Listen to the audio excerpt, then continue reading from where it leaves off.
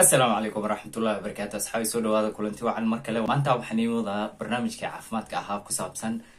markii gabadha ay gaarto 4 usbuuc uurka ah maxaa ay filaysaa maxaa jirkeeda ka dhacayo ama maxaa isbedel ah kusoo gudboonaani kara dhanka gabadha iyo dhanka cunuga iyo maaragtay hadii iskaama ay samayso maxaa ay arki kartaa hadii ay baaritaan oo dhanka kaadida dhanka dhiigga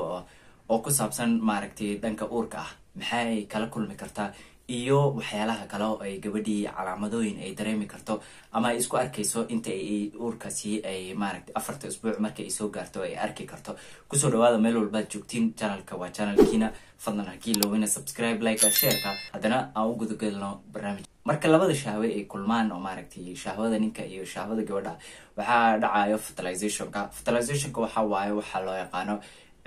ukunta labada ukumood oo isu imaanayo labada biyood oo isu imaanayo oo bacriminta sida loo yaqaano ah markii ay dhacdo arintani waxa wixii maaragtay fertilized egg-ga loo yaqaano waxa ay imaanayaan minka markii ay soo gaaraan waxa loo yaqaanaa zygote-kani waxa uu noqonayaa marka blastocyst waxa waaye labadii biyo oo isla jiraan oo bacrimay waxa ay u kala go'ayaan ama waxay noqonayaan laba labadani half oo blastocyst oo labada half noqonayo waxa uu marka midna wuxuu noqonayaa in uu soo bedelo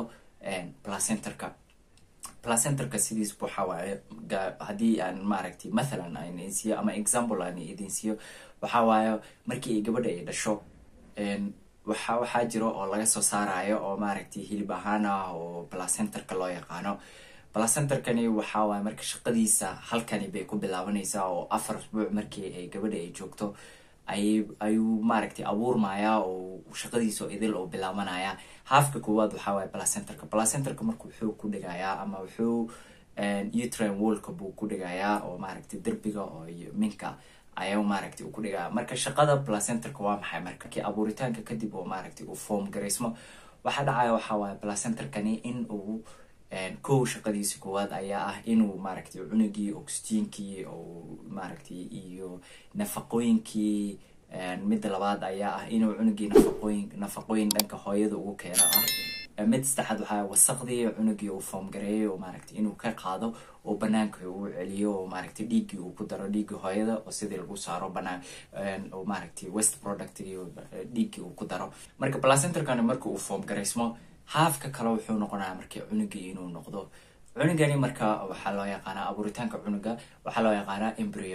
embryoga marka sidiis waxa waaye uu ku form gareysmay ayaa halkani ah marka gabadhii maxaa ay maaragtay la kulmaysaa ama maxaa ay kala kulmaysaa 4 usbuuc markii ay joogto sheyga koowaad waxa waaye gabadhii inay iska wayso caadadii oo idil baa ka dhumayso 4 usbuuc markii ay joogto waxaana waqtigii caadadina waa la soo gaaray laakiin caadadina maaragtay isku ma arkayso sheyga kale ay gabadha isku arkaysa astaamaha kale isku arki karta ayaa ah inay gabadhii maaragtay xanuun oo hoostaasi ah caloosha la qabanaya in ay tareento sidoo kale waxay isku arkaysaa morning sicknesska waxa waaye labo matag maaragtay madax xanuun ama madax wareer subax hore gabadha markay soo kacdo sidoo kale gabadhii waxa ka qaldamaya joogii oo idil mood swings wax loo yaqaano waxa xanaaq badan bay isku arkaysaa waxa kale gabadhii in ay maanta idil ay daalan tahay waqti walba ay daalan tahay oo maaragtay daal joogto ah oo la soo gudboonaado sidoo kale waxay isku arkaysaa maaragtay in jirkiyo idil maaragtay aybo ay soconi karin oo hurdo badan ay la soo gudboonaato waxaana idil waxa waaye marka inta 4 usbuuc markii ay soo gaarto 4 usbuuc markii ay soo gaarto waxa ay la kulmi karto gabadha marka baaritaan ahaan ama maaragtay cunuga size-kiisa aan gudagalno marka sida horaan u soo sharxay cunuga size-kiisa waxa waaye waa wax sidaas camal ah oo loo yaqaano poppy seed-ka size-kiisa hadii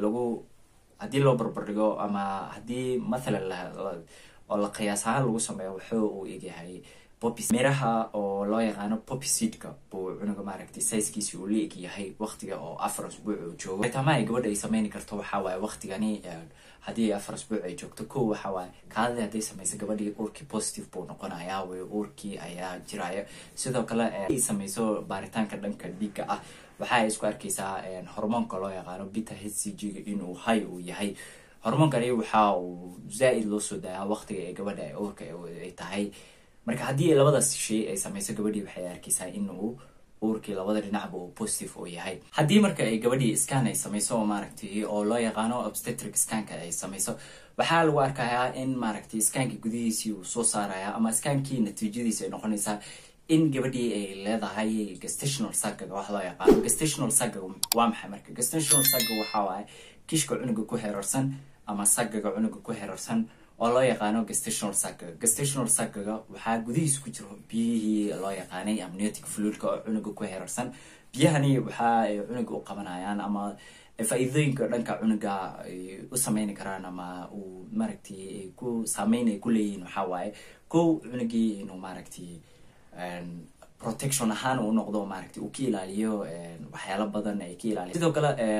maaragtay gestational sagagani marka scanka ma sheegaya wixii gudihiisa ku jiro, laakiin waxa uu sheegaya scanka markuu gabadha markay 4 usbuuc ay joogto, gabadhii waxaa lagu arkayaa in gestational saga ku jiro biyihina ay ku heerarsan yihiin gudihiisa ay ku jiraan, laakiin cunugii maaragtay si fiican looma arkaayo maadaama uu si fiican usoo abuurmin oo maaragtay abuuritaankiisa uu si fiican u gaarin uu maaragtay usoo weynaanin. marka maxaa lagaaga baahan yahay inaad samaysid waqtigani? waxaa lagaaga baahan yahay kow waa inaad qudarada maaragtay nafaqooyinka badan, cunooyinka nafaqooyinka badan leh inaad qaadatid. sidoo kale waa inaad badsatid qudarada ama fruitska kala duwan. sidoo kale waa inaad qaadatid cunada oo proteinka badan leh, waa inaad qaadatid dairy milkaga badan waa inaad qaadatid ama dairy productga waa inaad isticmaashid. cunooyinka ay u badan yihiin caanaha, waxyaalo badan ay u badan yihiin waa inaad isticmaashid. intaanoo idil waxaa waaye waxyaalaha dhaco ama arrimaha dhaca gabadha marka ay ku jirto 4 usbuuc oo uurka ay ku jirto waa waxyaalaha dhaca waaye. marka asxaabiya waxaa soo gaarnay gabagabadii iyo gunaanadka barnaamijka. fadlan meel walba joogtiin janaalka kiilowna subscribe, like, share-ka. waxaan idin rajaynayaa sidaas iyo nabad.